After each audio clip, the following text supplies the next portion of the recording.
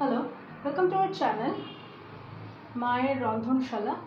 আজকের রেসিপি ইলিশ মাছের রেসিপি, যেটা আমাদের বাঙালিদের প্রত্যেকেই ভীষণ প্রিয় মাছ। এর আগের দিন মা একটা বেগুন দিয়ে ঝোল দেখিয়েছিল না ইলিশ মাছের, তো আজকে একটু অন্যরকম হবে। আজকে ইলিশ মাছের কড়াই ভাপা হবে। তো আসুন দেখে নিই মা কী করছে। আচ্ছা, মা এখানে তো এগুলো সব নিয়েছেই দেখতে পাচ্ছেন। আর মা কী নিয়েছে? ইলিশ মাছ নেওয়া রয়েছে। হলুদ দিচ্ছে, রেড চিলি পাউডার দিচ্ছে, সামান্য একটু নুন, যেহেতু সর্ষে পোস্তের মধ্যে নুন দিয়ে বাটা আছে বলে সামান্য। সেটা পরে বললেই হয়। নুন এখন দিচ্ছি বলে পরে ওটা যখন দেবে তখন বললে হবে তো। আচ্ছা, কড়াই তেল দেওয়া রয়েছে। এরপরে মায়ের মধ্যে ফোড়নে কী দিলে মা? এটা পাঁচফোড়ন দিলাম। তুমি কি মাছটা গায়ে একটু তেল মাখিয়ে রেখেছো?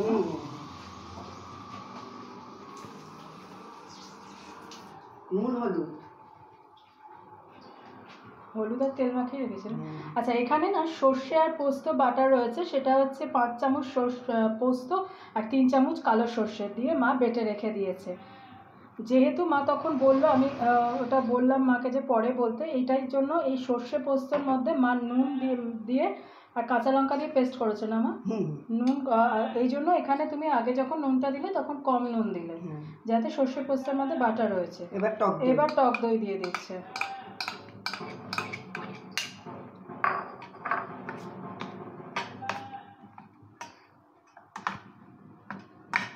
আমি তখন মাকে বললাম এখন কেন বলছো, এই কারণেই আমি সর্ষে পোস্তটা পরে বলবো বলেই বলছিলাম। তো সর্ষে পোস্তের মধ্যে মা অল্প একটু নুন আর কাঁচা লঙ্কা দিয়ে বেটেছে। এখানে পোস্তর পরিমাণটা 5 চামচ আছে, সর্ষে 3 চামচ, কালো সর্ষে, তাই তো? কালো সর্ষে, কাঁচা লঙ্কা আর অল্প একটু নুন দিয়ে বাটা রয়েছে। এরপরে মা কাঁচা সর্ষের তেল এর ওপরে ছড়িয়ে দিচ্ছে। আমি কিন্তু প্রথম থেকে আবার বলে দিচ্ছি, আপনাদের পুরোটা দেখানো যায়নি। মা যে কাঁচা ইলিশটা রেখেছিল তার মধ্যে হলুদ আর তেল মাখিয়ে রেখেছিল না মা 15 মিনিট ধরে?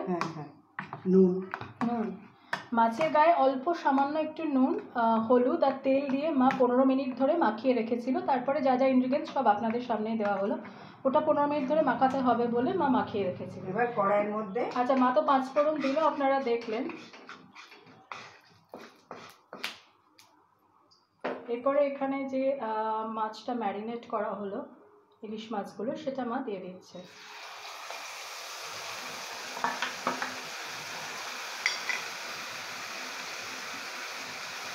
খুব সিম্পল রান্না, খুব তাড়াতাড়ি হয়ে যায়, কিন্তু খেতে টেস্টি হয়, সেটা আপনারা জানেন।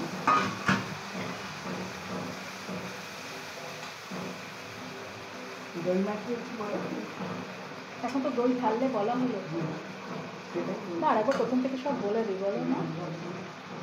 ঢেকে দেবে নাকি তুমি মা? না থাকবে।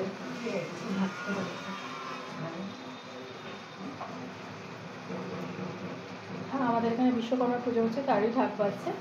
আচ্ছা, আমি প্রথম থেকে আর একবার বলে দিই, যেহেতু পুরোটা দেখানো হয়নি, মানে মাছটা ম্যারিনেটটা দেখানো হয়নি। ইলিশ মাছটা, কাঁচা ইলিশ মাছ, তেল, অল্প সামান্য একটু নুন আর হলুদ দিয়ে,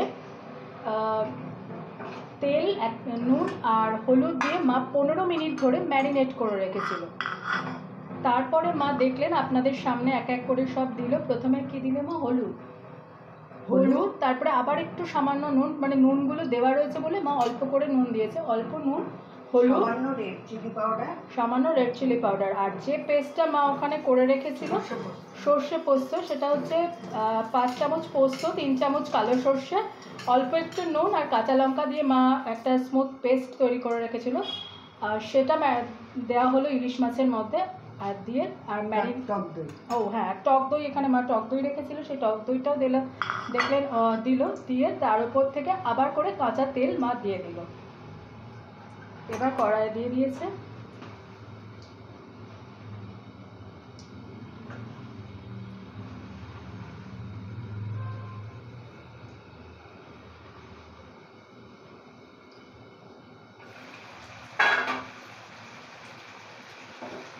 মা ঢাকাটা খুলছে, মাছগুলো একটু ওইটাবে বলে, একটা খুব ভীষণ সুন্দর স্মেল বেরোচ্ছে।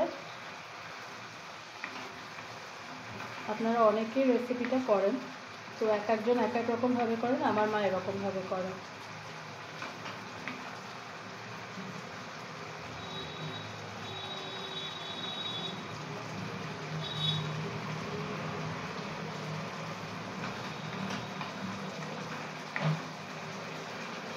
দেখুন কালারটা আমি আরেকটু এগিয়ে নিয়ে যাচ্ছি।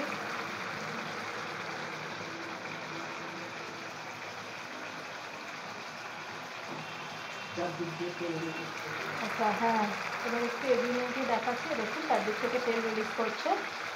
আর মাছগুলো মা উল্টে দিয়েছে, ইলিশ মাছ তো খুব নরম মাছ। নরম মাছ, সবাই জানেন তাড়াতাড়ি করে হয়ে যাবে। আর যেহেতু মা ম্যারিনেট করে রেখেছিল বলে আরও তাড়াতাড়ি।